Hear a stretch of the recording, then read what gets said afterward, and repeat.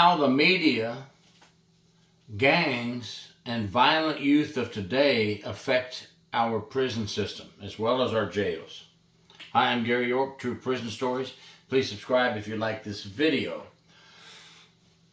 First of all, you're probably saying, well, how is the media affecting our prison and jail system?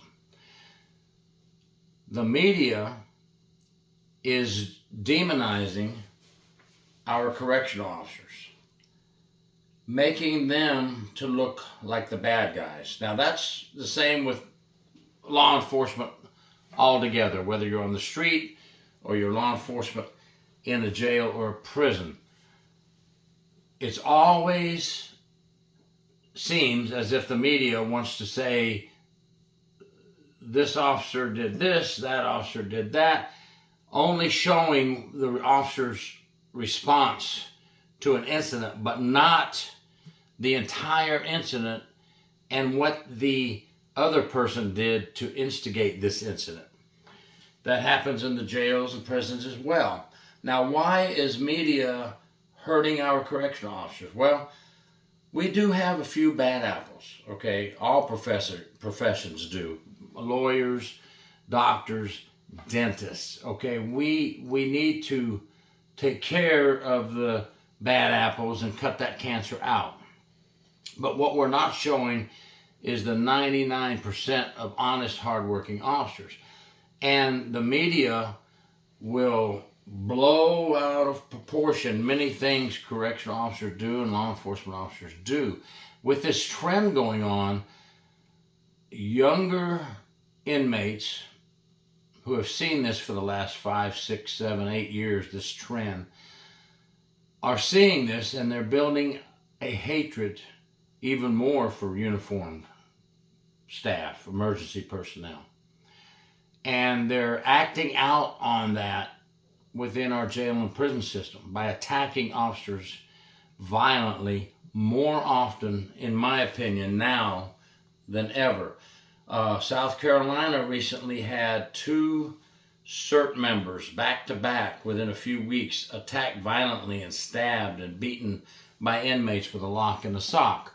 Recently here in Florida, in Cross City, Florida, a couple of days ago, we had several officers attacked and stabbed and injured. And I can go on and on and on with recent attacks on officers. New York is having a lot of stabbings and attacks on officers in the jail system and prison system. I can go on and on and on with unfortunate evidence-based facts about the violence going wild in our prison systems and jails right now. Is there always a chance of officers being attacked? Yes, it's always been that way for centuries, but not like today, in my opinion. I want to talk a little bit about that. Now, gangs, you say, well, how do gangs affect the prison system? Well, you know, for example, the U.S. Department of Justice has, as recent as October 2024, has said the Los Zetas have become a very violent group in trafficking drugs, alcohol, placing hits on people. Their national intelligence, drug intelligence reports are indicating the Sonora cartel are very much dominant in methamphetamines and heroin and cannabis and MDMA across the United States. Well, when they go to prison, which they have quite a bit in the last couple of years, they end up in our U.S. prison system, they carry that on. Not only on the outside they still conduct their business, but they start conducting the business on the inside by recruiting inmates who are not in gangs. And these inmates don't want to be a part of a gang often, but they are bullied into being in the gang or else. You will pick a gang, you better get in our gang, or your life is in jeopardy. They'll extort the inmates, say your family better send us money or else we'll kill you, we'll kill your family members on the outside, we know where you live, we know where your family is. And what does that do? That forces inmates that don't want to be part of a gang to become part of a gang.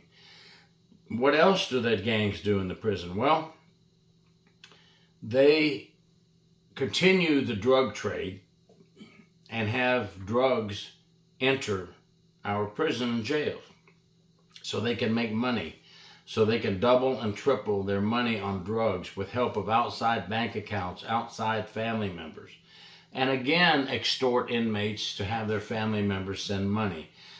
They also have weapons brought into the prison, and by doing so, they create a very violent environment for correctional officer staff, because now they have access to drugs, they have access to weapons, and then they're using these weapons, not just homemade, but some that are introduced into the prison illegally, against officers. And now you tie that in with the young violent inmate of today, who is now also a gang member. When a correctional officer enters and says, you will do this, you must follow this rule or directive, and they deny the officer's request and punch the officer in the face, beat the officer with a lock and a sock while another inmate stabs the officer in the abdomen and twice in the head, and then attacks the female officer as well, who is trying to assist this officer. That's a true story. This is what we have. And there's a failure in our system to protect our officers.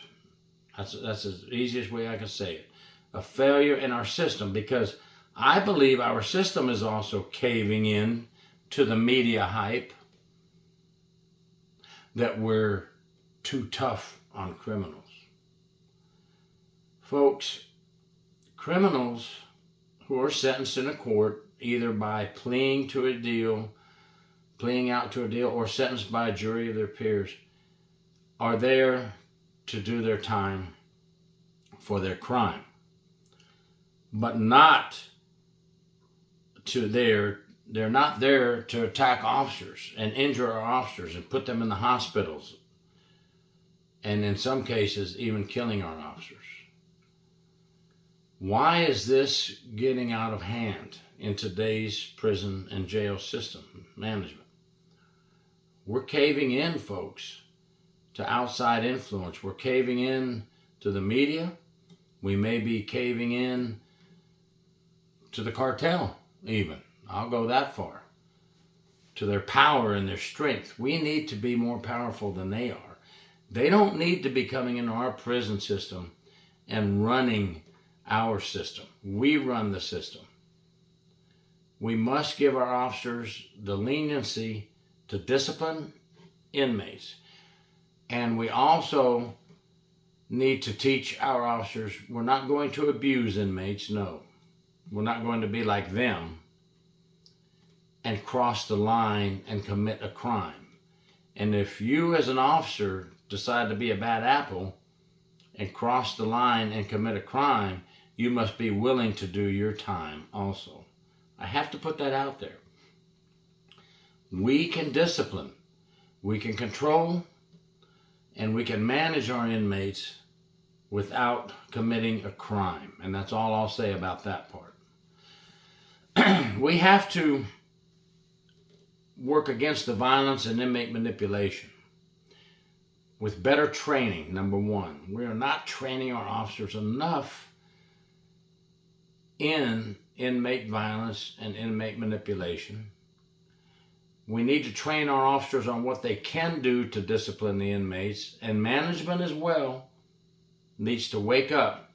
We need to fight the contraband problem.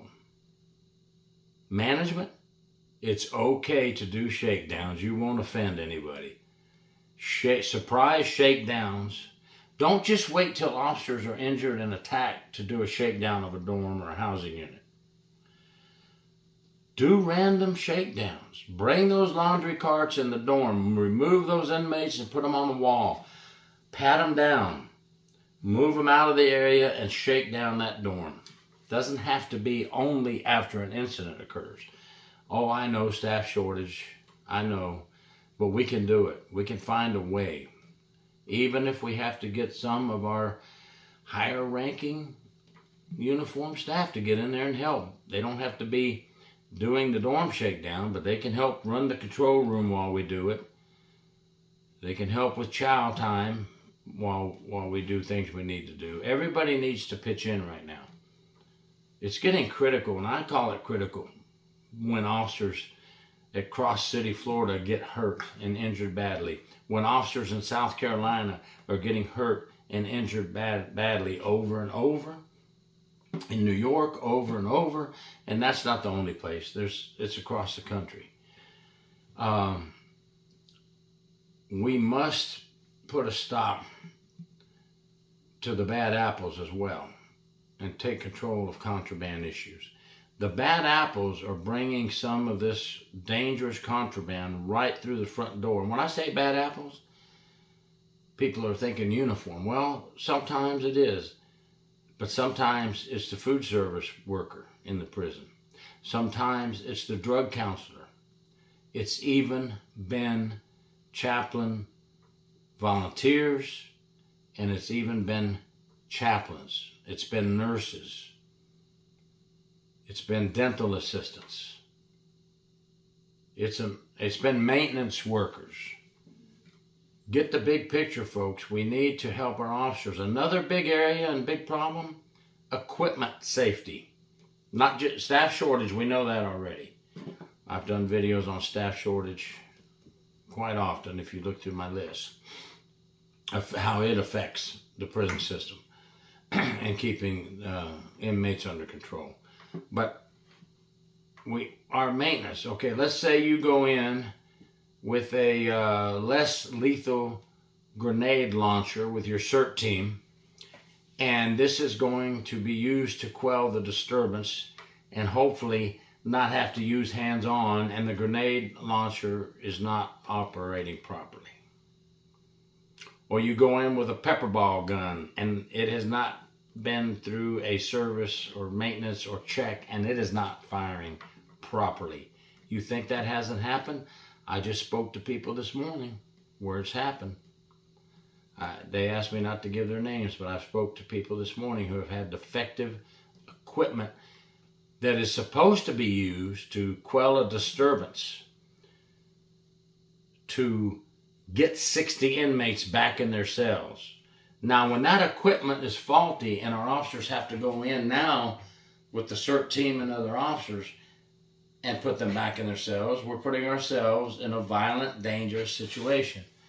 So management, I ask you, maybe forfeit one political meeting, one political banquet where funds are going to those things so we can appease our county commissioners or city council or whatever, or whoever, or whatever, and use that money to update correctional officer equipment for their safety. Safety of correctional officers is in jeopardy. The media has helped build this monster. I blame them as well. I've talked about corruption a lot. Everybody knows me, knows that. Why do I have to talk about that? Because I just talked to some officers that are very much for stopping corruption. Because an honest officer does not like a corrupt officer. They know it places them and everyone else in danger. If you back up a dirty officer, or you get mad when a dirty officer is investigated and caught, you just might be the problem as well. Maybe we need to talk to you. Our honest, hard-working officers don't need you, and we don't need you to place our honest, hard-working officers in danger. We need to look at all these areas I've quickly discussed, and I'll be writing an article about this soon with my interviews that I did this morning with some officers. Thank you very much, everyone. Please take care. Please be safe out there. Thank you for your service, and have a blessed Christmas and Merry Christmas to all of you. God bless. Amen.